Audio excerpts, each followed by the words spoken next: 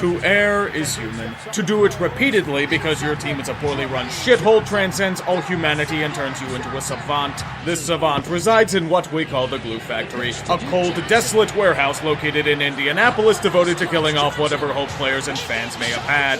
Enter this house at your own peril. Staring into its eye will lead to irreparable injury and being chucked to the side for its next victim. But this is an exaggeration, you say. The Colts won a Super Bowl about a decade ago. Let's put this to rest. They faced Rex Grossman. That dude could have been handed the keys to a Corvette and he still would have overthrown them by 20 yards. The Bears were nothing but defense. For fuck's sake, all they had to do was blow down a straw house and they would have won that game. Have you seen the many countless failures of the Colts with Peyton Manning? How they nearly fucked up his entire career whilst chucking him under the bus to die on the side of the road. Denver merely picked him up from the rescue shelter and groomed him back to a Super Bowl victory at least. The first stop in the factory tour leads us to head coach Chuck Pagano, a wind-up doll of cliches and bullshit spewing. His ineptitude with game planning and clock management is second to none, and his antics have cost the Colts many a game during his tenure. Heck, let's hear it from the man himself. Lack of pressure, you name it. I mean, we got our asses kicked. And credit 49ers and Coach McVay. They had played the Rams that week. This best describes Pagano's tenure as coach. A random sway of luck or strong play that is immediately bashed with a crowbar by Chuck's meddling hands. He will just wash it over with a generalized trope or rah-rah speech to motivate his men to charge headfirst into cannon fire. Give this man clay and he will mold it into a knife to stab you with. He used this knife to duel with Ryan Grigson, GM extraordinaire. I would say that this hire was a prime example of the Peter principle, but that would mean that he was any good at his former job.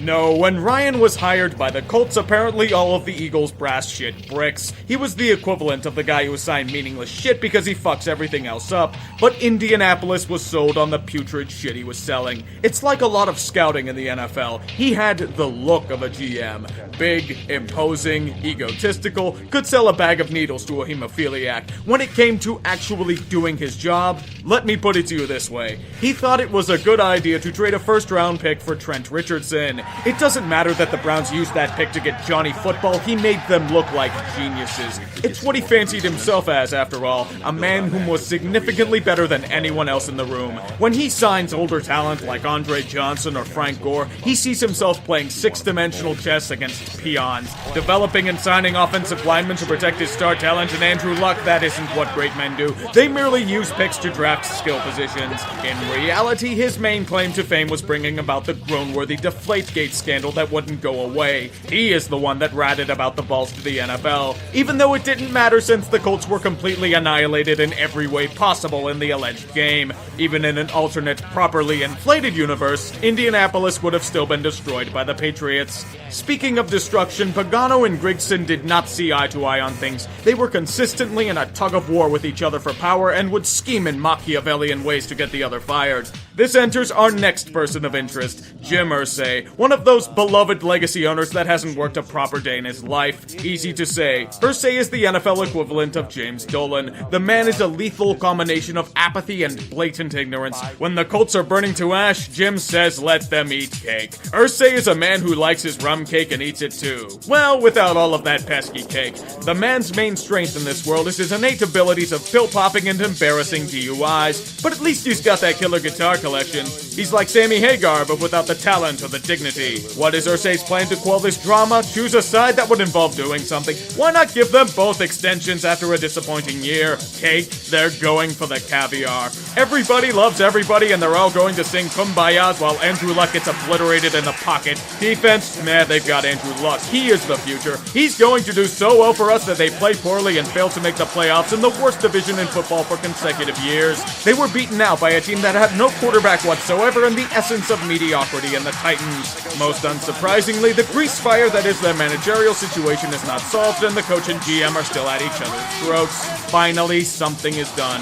Grigson and his arrogance are shown the way out of Lucas Oil Stadium. To say this was a relief is a total understatement. The way to accurately describe his sacking is utter jubilation.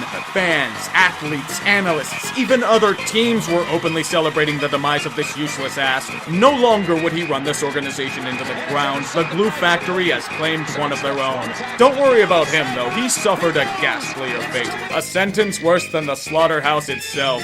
A vanity job in the factory of sadness.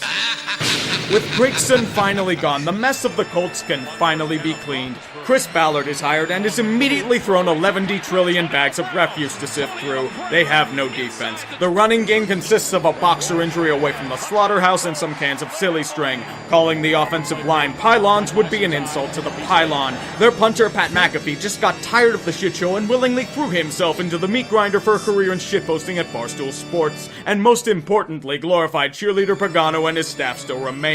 Yes, you'd figure that with the shit show that Indy had become, they would just blow everything up. But Irsay, seeing the dry patch in the field swarmed by plagues of locusts, kept him on to coach the Colts. Look at how wonderful they have been this season, if you consider watching a loved one slowly die to be wonderful. I think getting the earth salted by the Rams in the first week was enough of a statement on this season, but that wasn't enough. You had to make yourselves into more of a laughingstock. Vontae Davis, he got himself injured and needs season-ending surgery. Into the wood chipper you go, sir. No insurance payoff for your useless little issue. Get that ass cut. They can't cut Pagano, though, because he's too valuable in his uselessness as they blow a bunch of fourth-quarter leads and the O-line shits themselves for the 5th year in a row. God save Andrew Luck. Hopefully he can be salvaged from this wreckage. You killed him. You fucking killed him! You took the most surefire quarterback prospect this league has seen since Peyton Manning and turned him into RG3. Have you people any sense of decency? I mean, look at how he acts in interviews. Look at his posture, his mannerisms, his way of speaking. You've absolutely destroyed this man. You rattled him so much you've turned him into a vegetable. It's fucking egregious and borderline treason the way you've handled Luck since drafting him. Now you've realized the error of your ways and are trying to coddle the shit out of his corpse and keep his charred ashes secure in bubble wrap. Sadly, it will not work. They've officially shut him down for the season, and Luck is so desperate to save his career that he's going to Europe for experimental voodoo procedures to aid his shoulder. Don't tell Irsay that, though. He believes it's all in the mind. Injuries are a figment of the imagination. ACL tears, all mental. They can still play at full strength. Spoken like a truly useless legacy owner. They gambled everything like Art Schlichter on one man and it blew up in their faces. Me personally, I'm going to go a step further. It's time to pull the cord, Indy. I want to save this man from the organization. We need to kidnap Luck, put him on a Mayflower truck, and transport him overnight to Baltimore. Should be a fair trade-off for the Irsays fucking the city over all those years ago. Don't get me wrong, Jacoby Brissett looks like he has promise, but how long is it going to be until they fuck him up as well? So far, it seems like they're beating him with the remains of Steve Emtman. Ballard has a ton of work to do repairing this awful mess, and he's going to have no help from their dipshit of an owner. This is a team that has been blessed with 4 generational quarterback talents since Johnny Unitas and has managed to fuck up or waste every single one of them. Well, maybe not Jeff George, that guy was a total cancer, but everyone else is tried and true. John Elway knew what the fuck he was doing by refusing to go to this train wreck of an organization, and it saved him from slaughter. Luck is just another victim of the glue factory, and now his remains are for sale at all fine retailers. Such a pity.